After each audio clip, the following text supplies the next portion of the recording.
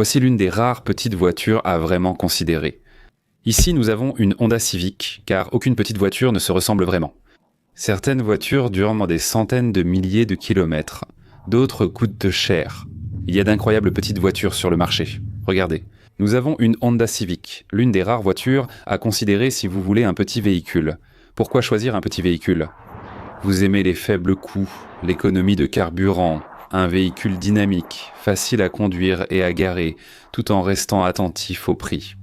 Parce que les petites voitures, elles sont généralement un peu moins chères que certaines des voitures plus grandes. Les véhicules de taille moyenne ou les gros véhicules, les SUV coûteront toujours plus cher. C'est une voiture qui coche absolument toutes les cases. La Honda Civic, l'une des seules voitures que vous devriez vraiment envisager d'acheter. En réalité, la génération importe peu. On peut remonter jusqu'à 2012 ou 2013. Quand la boîte automatique à convertisseur de couple a été arrêtée, on en a acheté une. Après, ils sont passés à la boîte à variation continue. Ils ont eu quelques petits soucis de fonctionnement à ce moment-là. Ils ont eu quelques problèmes, mais dans l'ensemble, si vous les entretenez, les Civic continuaient tout simplement à rouler. Aujourd'hui, nos expériences de conduite sont bien plus sportives. Les moteurs 2 litres, 2,4 S, 1,5 turbo, ont eu quelques problèmes de dilution de carburant et d'huile. Ils ont trouvé une nouvelle façon de gérer ces changements. Les Honda sont restés très fiables.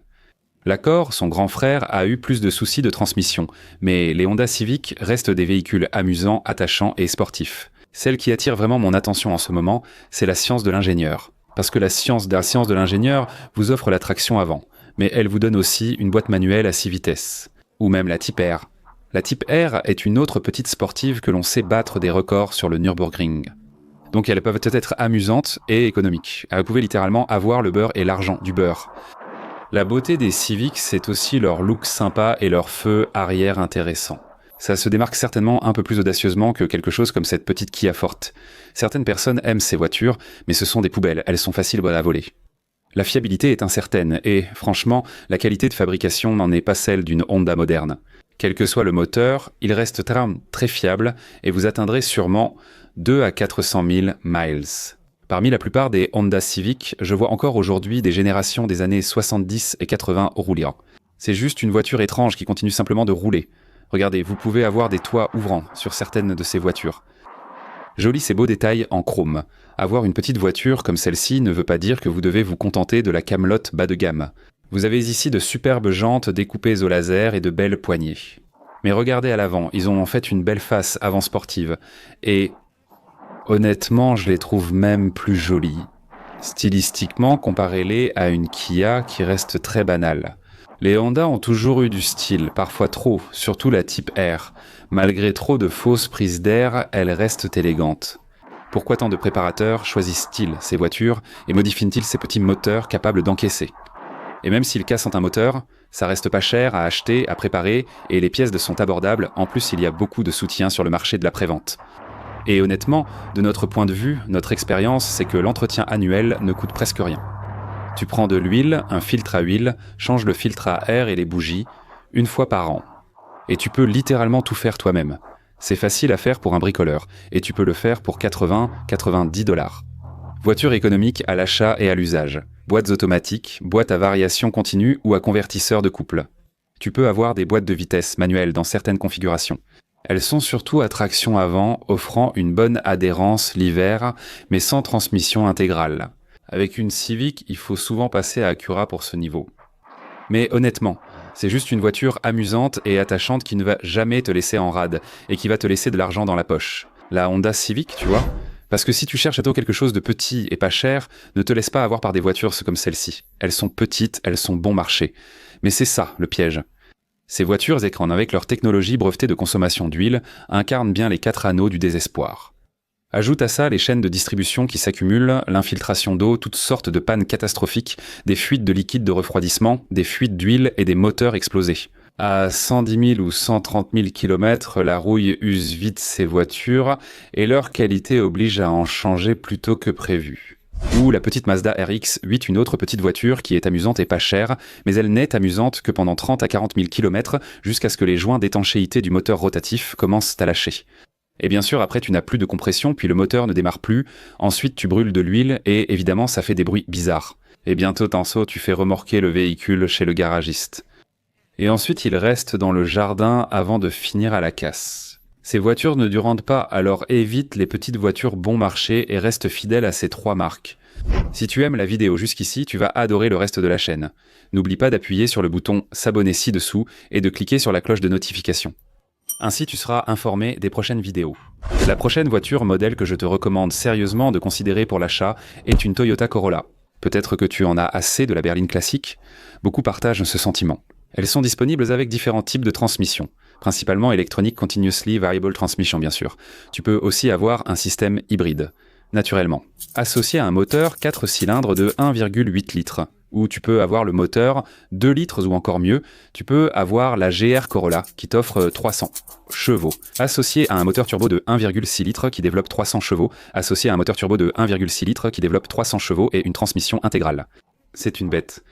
Beaucoup de ces voitures sont toujours fabriquées au Japon et tout le monde sait que ce sont les Toyota japonaises qu'il faut avoir. Beaucoup de ces Corolla sont amusantes, économiques, fiables et arborent désormais un look sportif. J'adore le style des phares.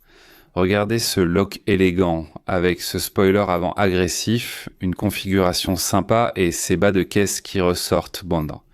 La version à haillons est aussi très belle. Certains préfèrent la berline, d'autres le haillon, mais j'aime ce style. Pour ma part, la Corolla est superbe, surtout ses feux arrière à LED. Vous avez de belles finitions sur l'échappement.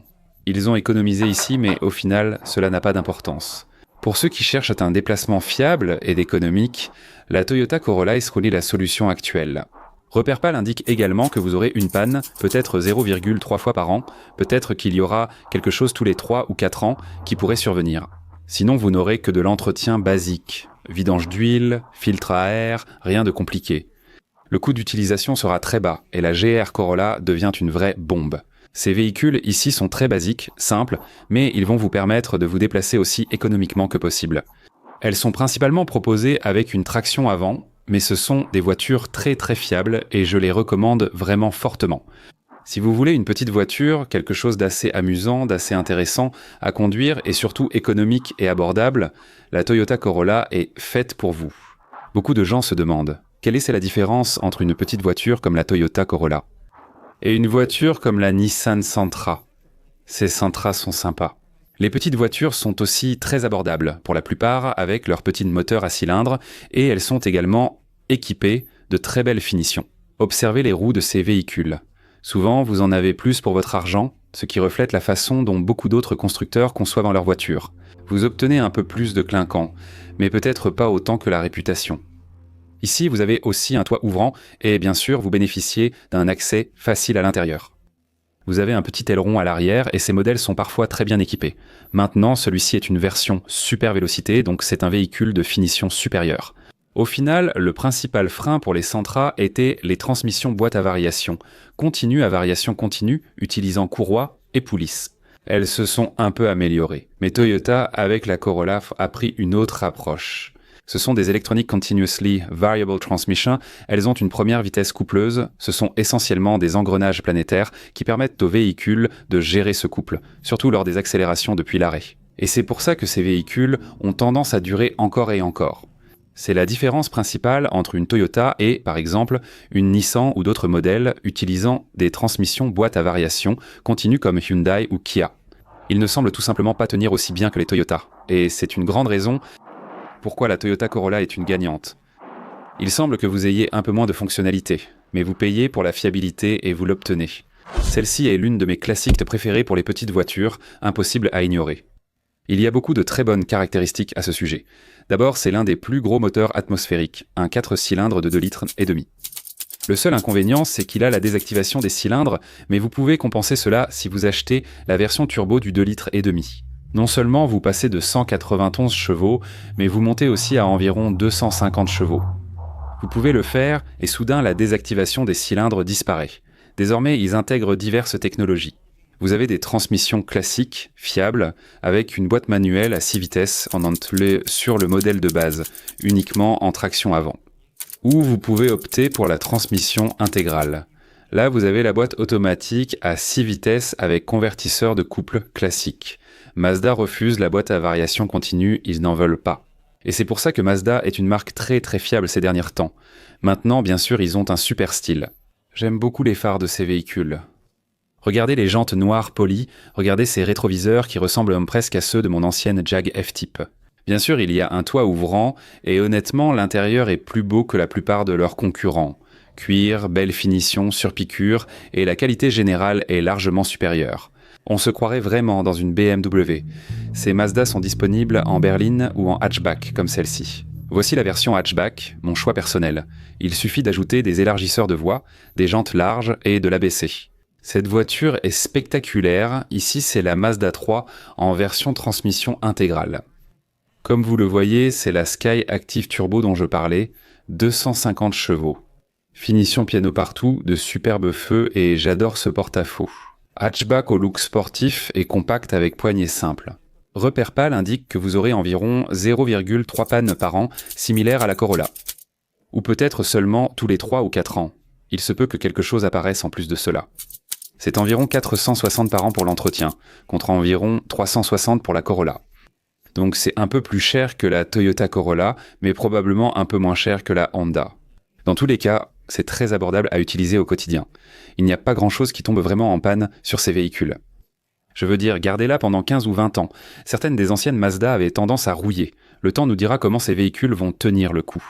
Choisissez le modèle turbo pour éviter la gestion des cylindres, mais tous restent de bons choix.